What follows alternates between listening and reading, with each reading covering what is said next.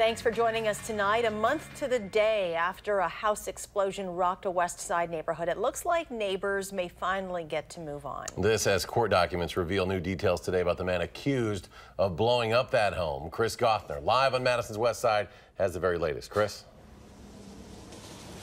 Yeah, those new court documents reveal that Steve Pyrus, accused of murdering his wife, Leanne, then blowing up the house here on Stratton Way weeks later, was planning on marrying a Russian woman named Olga that he had been texting. Now, we're also learning today that all of this debris that you see right here won't be here for much longer.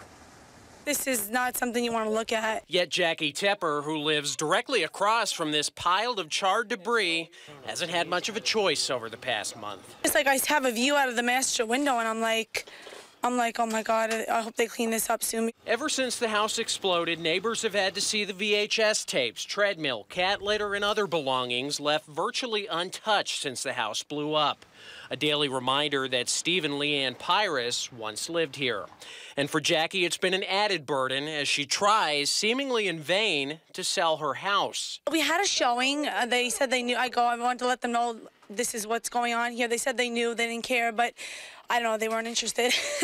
I mean, if you were to buy a house and you knew what happened over there, not just seen it, but you knew what happened, you wouldn't want to live on this block. But there is good news for Jackie and her neighbors here on Stratton Way. City officials are about to sign the paperwork to get this site cleaned up. We are through the bid process. We have a contractor that we are working on finalizing details with, and the hope is to have the site cleaned up, if not towards the end of next week, then the week after at the very latest. Housing Inspection Supervisor Kyle Bunno says the complicated circumstances surrounding the explosion, including a criminal investigation, kept them from cleaning things up till now. In most instances, there'd be an insurance payout and the homeowner would work with a contractor to start rebuilding the home. Obviously, that's not going to be happening here.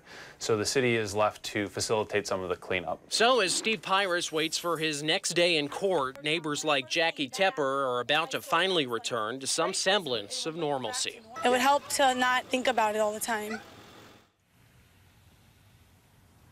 And maybe she can sell her house there. Now, Bunno says the cleanup here will cost the city between $15,000 and $17,000. Now, Steve Pyrus is due in court on November 1st. That's for a preliminary hearing.